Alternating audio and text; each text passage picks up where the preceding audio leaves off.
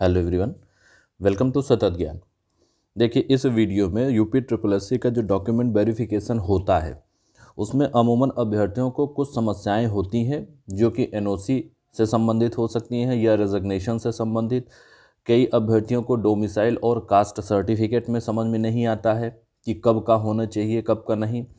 फिर कुछ अभ्यर्थियों के मार्कशीट या सर्टिफिकेट या फिर दस्तावेज जो डॉक्यूमेंट्स होते हैं उनमें कुछ गलतियाँ होती हैं, तो उनमें कैसे सुधार कराया जाए, उसके लिए क्या करना पड़ेगा, एफिडेविट कैसे बनेगा, ये सारी चीज़ें हो गया, करेक्शन हो गया, प्लस प्रोसीजर थोड़ा देखेंगे कि हाँ जो document verification UP triple S C में होता है उसमें क्या क्या चीज़ें होती हैं। तो बहुत सारे अभ्यर्थियों को देखिए समस्या ये होती है कि वो एनओसी बनवाएं, लेकर जाएं या रेजिग्नेशन लेटर लेकर के जाएं, या क्या तरीका होगा जब डॉक्यूमेंट वेरिफिकेशन में जाते हैं। तो यहाँ पर देखिए कुछ केसेस बनते हैं, कुछ क्लास होते हैं। क्लास इस सेंस में कि आपके पास सिचुएशन होती है कि आप किस सिचुएशन में हैं। तो एक एक करके हम लोग जो है डिस्कस कर लेते हैं। सबसे पहली बात तो ये, जब आपने फॉर्म भरा उस वक्त आप जॉब कर रहे होंगे या फिर जॉब नहीं कर रहे होंगे। पहली सिचुएशन ये हो गई कि अगर आप उस वक्त जॉब कर रहे थे, यानी जब आपने यूपी ट्रिपल एस सी की कोई भी भर्ती हो, चाहे वो युवा कल्याण अधिकारी की हो या फिर होम्योपैथी फार्मासिस्ट की हो या फिर कोई भी वैकेंसी हो, जब आपने फॉर्म भरा उस वक्त आप जॉब कर रहे थे या नहीं कर रहे थे। यदि आप जॉब कर रहे थे तो वहाँ पर दो सिचुएशन निकल करके आती है कि जब आपने परीक्षा दी उस वक्त आपने डिपार्टमेंट से परमिशन ले करके परीक्षा दी है या बिना परमिशन के आपने परीक्षा दी है। तो पहली सिचुएशन तो ये हो गई कि आपने परमिशन ले करके डिपार्टमेंट से तब परीक्षा आपने दिया, तो आपके पास वहाँ प्रूफ हो गया कि हाँ आपने, एक लेटर होता है जिस पर साइन करता है और वहाँ पर अलाउ आपको कर दिया जाता है, अप्रूव्ड हो जाता है कि हाँ आप परीक्षा देने जा सकते हो।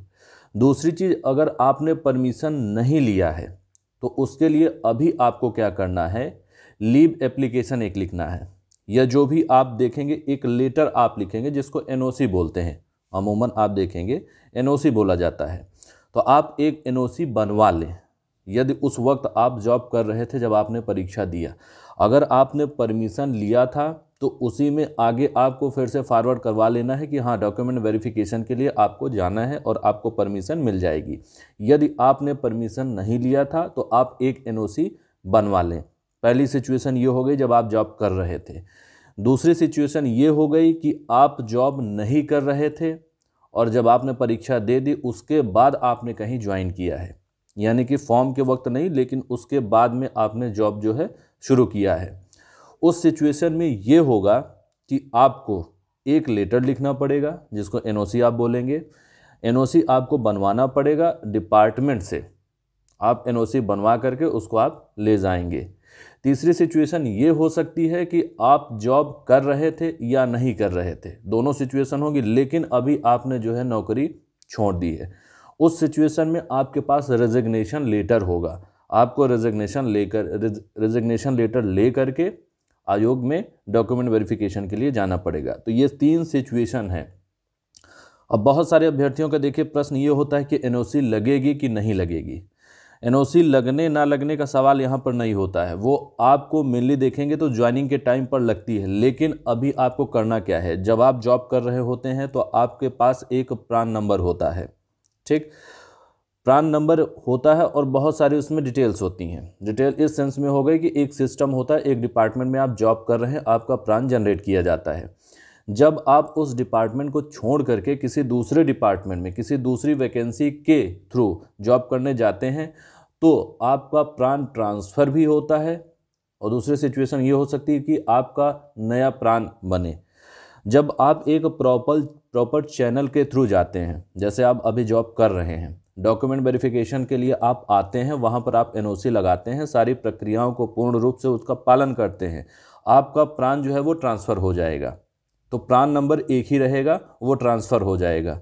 जब आप आते हैं, एक जगह जॉब कर रहे हैं दूसरी जगह जॉब करने जाते हैं और आप नौकरी के बारे में, जो जॉब आप करंटली कर रहे हैं उसके बारे में अगर आप मेंशन नहीं करते हैं तो आपका दूसरा प्रान जनरेट किया जाता है। तो भविष्य में आपके पास दो प्रान हो जाएंगे और दो प्रान की सिचुएशन में आपको संकट का सामना करना पड़ सकता है, इसलिए एक ही प्रान आप रखिए और उसके लिए बेहतर यही होगा कि आप एनओसी बनवा लें। जब आप एनओसी बनवा लेंगे तो आपको सभी समस्याओं से मुक्ति मिल जाएगी। सबसे पहली ये बात। दूसरी बात ये हो गई कि एनओसी कब लगेगी, डीवी के वक्त या ज्वाइनिंग के वक्त या कब लगेगी, तो वो आपको बनवाना ही है। चाहे आप ज्वाइनिंग के वक्त बनवाओ या अभी आप बनवाओ, तो अभी आप बनवा लेते हो डॉक्यूमेंट वेरिफिकेशन के वक्त, तो सबसे बेटर ऑप्शन यही है कि आप अभी ही बनवा लें। तो आशा करता हूं कि एनओसी और रेजिग्नेशन से संबंधित जो भी समस्याएं थी आपकी वो समाप्त हो गई। कई अभ्यर्थियों के ये प्रश्न आ सकते हैं कि एनओसी कहां से बनेगा। देखिए, एनओसी आपके डिपार्टमेंट से बनेगा, आपका जो उच्च अधिकारी होगा, यानी आपकी रिस्पॉन्सिबिलिटी जिसके प्रति है उससे बनेगा। आपको वहाँ एक लेटर लिख के अप्रूव करवा लेना है कि आप डॉक्यूमेंट वेरिफिकेशन के लिए आप जा रहे हैं। अगर वो अधिकारी अप्रूव नहीं करता है, सिग्नेचर और स्टाम्प नहीं लगाता है, मोहर नहीं लगाता उस पर, तब आपको उससे ऊपर का जो अधिकारी है, उससे ऊपर का जो अधिकारी है उससे आपको ये काम करवाना है। अगर वो भी नहीं करता है तो उससे भी ऊपर का जो अधिकारी है आपको उससे ये काम करना है। तो ये आपको कर ही लेना है।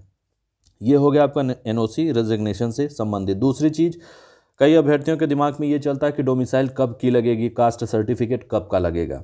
देखिए, अब जो सिस्टम चल रहा है उसमें 3 साल के अंदर का डोमिसाइल और कास्ट सर्टिफिकेट आपका वैलिड होता है। अगर 3 साल से ज़्यादा का हो जाता है तो आपको नया बनवाना पड़ता है। बनवाना बेहद आसान है, आप खुद भी सिटीजनशिप की वेबसाइट पर जा करके यूपी के वहाँ पर आप अप्लाई कर सकते हैं, या फिर आप किसी सीएससी पर जा सकते हैं, वहाँ से आप भी ये बनवा सकते हैं। अगर आपके पास पुराना है तो आप नया बनवा लें, और नया आप बनवा लें ज़्यादा बेहतर होगा, आपके पास दोनों रहेगा। एक कन्फ्यूज़न की जो सिचुएशन होती है कि पुराना या नया, वो ख़त्म हो जाएगी। फ़िलहाल 3 साल के अंदर का आपका लगता है, लेकिन आप नया भी बनवा करके ले जाएं और पुराना भी साथ में ले जाएं। ये हो गई आपकी डोमिसाइल और कास्ट सर्टिफिकेट से संबंधित दिक्कतें। तीसरी चीज़ हो गई एफिडेविट। देखिए, एफिडेविट बनता किस लिए है, जब आपके अंकपत्र या प्रमाण पत्र यानी मार्कशीट और सर्टिफिकेट में कोई मिस्टेक होती है, आपने फॉर्म फिल किया, उसमें आपने कोई मिस्टेक कर रखी है, तो उसके लिए एक एफिडेविट यानी शपथ पत्र बनेगा, जो कि कचहरी कोर्ट से बनता है। मान लीजिए कि आपने फॉर्म भरा, फॉर्म में अमूमन आपसे मांगा जाता है कि हाई स्कूल के सर्टिफिकेट में जो भी आपकी डिटेल्स हैं आपको वही सारी चीज़ें मेंशन करनी है। फिर भी अगर कुछ गलती हो गई है तो आपको एक एफिडेविट बनवाना पड़ेगा। या फिर इंटरमीडिएट में आपने कोई डेटा गलत कर रखा है या गलती हो गई है किसी से, तो उसके लिए आपको एक एफिडेविट बनवाना पड़ेगा। और एफिडेविट आप डॉक्यूमेंट वेरिफिकेशन के वक्त बीच में नहीं बनवाएंगे, ये आप बनवा करके अपने घर से, अपने शहर से इसको लेकर के डॉक्यूमेंट वेरिफिकेशन के लिए जाएंगे। फिर कई प्रश्न ये ऐसे बनते हैं कि अगर 3-4 गलतियां हैं तो क्या उसके लिए अलग अलग एफिडेविट बनेगा। आप एक ही एफिडेविट में सारी गलतियों को मेंशन कर सकते हैं, यानी कि सभी गलतियों के लिए एक एफिडेविट बनवा सकते हैं। आप चाहें तो अलग अलग भी बनवा सकते हैं, लेकिन अलग अलग बनवाने का कोई विशेष फ़ायदा नहीं होता है। आप एक ही में सभी गलतियों को लिख करके आप बनवा सकते हैं। तो ये कुछ चीज़ें थी, कुछ बातें थी जो अभ्यर्थियों के मन में आती हैं कि इसके लिए क्या किया जाए। अब देखते हैं कुछ क्वेश्चन थे, और उसके पहले अब देख लेते हैं कि प्रोसीजर क्या होता है। बहुत सारे अभ्यर्थियों को डर लगता है कि डॉक्यूमेंट वेरिफिकेशन में क्या होगा, किस प्रकार से होगा, आयोग का बिहेवियर कैसा होगा। तो जो आपने परीक्षा दी है, डॉक्यूमेंट वेरिफिकेशन तक आपको बहुत संघर्ष करना पड़ता है। परीक्षा होती है, परिणाम नहीं आता, परिणाम आ जाता है तो डीवी नहीं होती, उसके लिए धरना, ट्विटर, दुनिया भर की चीज़ें होती हैं, वो सारी एक अलग चीज़ें हो जाती है। लेकिन जब आप आयोग जाते हो डॉक्यूमेंट वेरिफिकेशन के लिए, तो वहाँ का जो प्रोसीजर होता है बड़ा स्मूथ होता है, बिल्कुल आपको कोई दिक्कत नहीं होती। आपको सारे डॉक्यूमेंट्स ले करके जाने हैं, सभी के ज़ीरॉक्स आपको 2-3 सेट आप बना करके ले जाएं, फ़ोटो ले जाएं, जितने आईडी वगैरह है वो आप ले करके जाएं। ये सारी चीज़ें आपको ले करके जानी होती है। जब आप वहाँ पर जाएंगे, एक हॉल होगा, आयोग वहाँ आपको बैठाएगा और एक एक बातें आपको वो बताएगा कैसे क्या आपको करना है। तो अभी आप प्रपत्र 1, 2, 3, 4 सब भर करके ले जाएं, लेकिन अगर किसी भी पॉइंट्स में अगर कहीं भी आपको कुछ समझ में नहीं आ रहा है तो आप उसको एम्प्टी रहने दें, यानी आप उसको भरे ना। वहाँ पर जाने पर आप पूछेंगे तो आपको और अच्छे से बताएंगे, आपकी पूरी वहाँ मदद की जाएगी। आपका डॉक्यूमेंट वेरिफिकेशन हो रहा है, आप अधिकारी बनने जा रहे हैं, आप जॉब करने जा रहे हैं, इस वजह से वहाँ आपको सारी बातें अच्छे से बताई जाती हैं। तो ये एक प्रोसीजर होता है जिसमें डरने की आपको कोई ज़रूरत नहीं है। अब देख लेते हैं कुछ अभ्यर्थियों के कुछ क्वेश्चन थे। तो जैसे एक अभ्यर्थी ने पूछा कि प्रपत्र 1 के पॉइंट 12 में कुछ समझ में नहीं आ रहा है, यानी कुछ दिक्कतें हैं। देखिए इसमें सीधी सी बात है कि कॉलम बने हुए हैं, उसमें लिखा हुआ है आपको भरना क्या है। जैसे पहला है पद का नाम या नियुक्ति का स्वरूप। सबसे पहले आप ज्वाइनिंग लेटर निकालेंगे। ज्वाइनिंग लेटर में आप किस पोस्ट पर जॉब कर रहे हैं या किस पोस्ट के लिए आपकी नियुक्ति की गई है वहाँ पर लिखा रहता है, आपको वो पद का नाम डालना है। दूसरे में आप देखेंगे वेतन तथा वेतन क्रम, ये भी आपके ज्वाइनिंग लेटर में ही लिखा होता है, तो ये भी वहीं से आपको मिलेगा। सेवा योजक का नाम तथा पूरा विवरण भी उसी में दिया रहेगा। प्रवेश तिथि, आपने जब ज्वाइन किया, नियुक्ति का स्थान, कहाँ पर आप कार्यरत हैं, कहाँ पर आपने ज्वाइन किया है। पूर्व पद, पद त्याग की दशा में पद छोड़ने की तिथि। पूर्व पद मतलब अगर पहले जॉब कर रहे थे, अगर आपने रिज़ाइन कर दिया है, आपने रेजिग्नेशन लेटर ले लिया है, तब आपको पूर्व पद वो लिखना है, और पद त्याग की दशा में पद छोड़ने की तिथि आपको तिथि डालनी है। तो ये उनके लिए है जो जॉब कर रहे थे।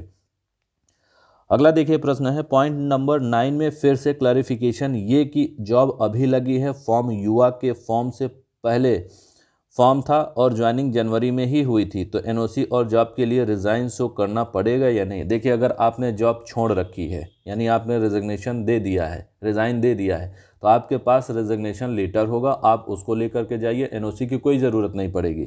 यदि आप जॉब कर रहे हैं तब आपको एनओसी लेकर के जाना पड़ेगा। ये रुद्र जी का प्रश्न था।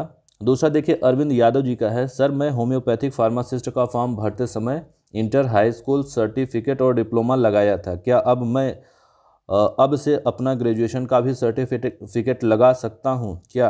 कृपया मार्गदर्शन करें। देखिए आपने फॉर्म भरते वक्त जो जो लगाया था वो तो ठीक है, लेकिन अभी आपके पास जो जो है, high school, inter, diploma, graduation, post graduation, जितने डॉक्यूमेंट्स हैं, जितनी डिग्रियां हैं, आप सब लगाओ। मैंने पहले वीडियो में बताया था कि जब इन फ्यूचर कोई प्रमोशन होता है या डिपार्टमेंट चेंज होता है, अगर उस वक्त आपके पास वो क्वालिफ़िकेशन होगी जो उस समय के पोस्ट के लिए ज़रूरी है, तो आपको प्रमोशन भी मिल सकता है और बेहतर डिपार्टमेंट में भी भेजा जा सकता है या उससे हायर डिपार्टमेंट में भेजा जा सकता है। तो इस वजह से डॉक्यूमेंट्स जितने भी हैं आपके पास वो सारे आप लगाएं। अगला प्रश्न है रुद्र जी का, सर 10th के सर्टिफिकेट में बहुत सारे नंबर लिखे हुए हैं, सर्टिफिकेट नंबर कौन सा, उनमें से कैसे पता चलेगा? देखिए सीरियल नंबर होगा, क्रम संख्या, वो अमूमन आप देखेंगे सर्टिफिकेट में ऊपर बाईं तरफ लिखा होगा, वही होता है सीरियल नंबर, क्रम संख्या, आपको वही लिख करके ले जाना है। मैं फिर भी कह रहा हूँ कि अगर आपको कन्फ्यूज़न हो रहा है, अगर समझ में नहीं आ रहा है कि आप क्या भरें, आप उसको ब्लैंक रहने दो। जब आप आयोग जाओगे तो वहाँ आप पूछोगे, आपको सब कुछ, आप सर्टिफिकेट ले करके जाओगे, दिखाओगे कि इसमें क्रम संख्या कौन सा है, कौन सा नंबर मुझे फिल करना है, वो आपको बता देंगे कि बेटा ये नंबर आप इसमें फिल करो। अगला प्रश्न देखिए चित्रवीर सिंह जी का है, फॉर्म में मेंशन किया है प्रेजेंट जॉब के बारे में, तो क्या डीवी में एनओसी जरूरी है या नहीं? देखिए इस प्रश्न का उत्तर आपको शुरुआत में ही मिल गया होगा। फिर देखिए 2 अभ्यर्थियों का है, सर एप्लीकेशन फॉर्म में मैंने ओबीसी भर दिया था, तो क्या इस आवेदन फॉर्म में मैं जनरल भर सकता हूं ओबीसी की जगह? मुझे ओबीसी का रिजर्वेशन नहीं क्लेम करना है, क्या ऐसा हो सकता है? देखिए अगर आपने ओबीसी भरा है तो आपको ओबीसी के तहत ही मिलेगा। आप जनरल में जाते हो तो वो आयोग और परीक्षा में जो भी उनके नियम होंगे उस हिसाब से आप जाते हो। आप स्वेच्छा से नहीं कि आपने फॉर्म ओबीसी से भरा है फिर उसके बाद आप चेंज कराओ, तो ऐसा फ़िलहाल तो होता नहीं है। इसके लिए आप आयोग से बात करोगे, वो बेहतर तरीके से आपको समझाएंगे। फिर अगला देखिए नैन्सी कौशल जी का है, सर प्रपत्र 1 के पेज 2 में सर्टिफिकेट नंबर मार्कशीट वाला डालना है या सनद वाला? देखिए अंक पत्र को बोलते हैं मार्कशीट और प्रमाण पत्र को बोलते हैं सर्टिफिकेट। अगर अंक पत्र का नंबर बोला गया है तो आपको मार्कशीट का डालना है, और प्रमाण पत्र बोला गया है तो आपको सर्टिफिकेट का डालना है उसमें। तो ये आपका हो गया। आप देखिए वहाँ प्रमाण पत्र की बात की जा रही है या अंक पत्र की? अगर प्रमाण पत्र की बात की जा रही है आपको प्रमाण पत्र का नंबर डालना है। अरविंद यादव जी का है, फॉर्म भरते समय अस्थायी पता और पत्र व्यवहार का पता समान हो गया था, कृपया मार्गदर्शन करें कैसे अस्थायी पता को ठीक करवाएं? डोमिसाइल और जाति प्रमाण पत्र दोनों अस्थायी पते पर बना हुआ है, मैं बहुत परेशान हूं, कृपया मदद कीजिए। देखिए फॉर्म में पत्र व्यवहार का पता, अस्थायी पता, 2 पता होते हैं। अस्थायी आपका बदलेगा नहीं, वही रहेगा। पत्र व्यवहार का पता आपका बदलता रहता है, वो बाद में भी बदल सकता है, पहले भी बदला रहा हो सकता है। तो अस्थाई तो अस्थाई रहेगा। अब पत्र व्यवहार में आप अस्थाई पता भी कर सकते हैं, अलग भी कर सकते हैं, यानी दोनों सेम है तब तो कोई दिक्कत नहीं, अलग भी है तब भी कोई दिक्कत नहीं है। डोमिसाइल या कास्ट सर्टिफिकेट की आपकी बात करेंगे तो वो आपके अस्थाई पते पर ही बनता है, क्योंकि आप उसमें डॉक्यूमेंट्स लगाते हैं और डॉक्यूमेंट्स में आपका एड्रेस होता है, तो वो जो आपका परमानेंट एड्रेस होता है उसी पर बनेगा। अब जो पत्राचार का पता है वहाँ से अगर आप डोमिसाइल या कास्ट सर्टिफिकेट बनवाएंगे तो बनेगा भी नहीं, यानी आपका जो परमानेंट एड्रेस होता है उसी पर अस्थाई पते पर ही आपका डोमिसाइल और कास्ट सर्टिफिकेट बनता है। तो आपको बिल्कुल परेशान होने की ज़रूरत ही नहीं है। तो ये कुछ प्रश्न थे जो अभ्यर्थियों के थे और मुझे लगता है कि आप लोगों को आंसर मिल गया होगा। फिर भी अगर कुछ क्वेश्चन बचे हुए हैं तो आप कमेंट बॉक्स में कमेंट करिए, मैं प्रयास करूंगा कि आपके सभी प्रश्नों का जवाब दूं। Thanks for watching.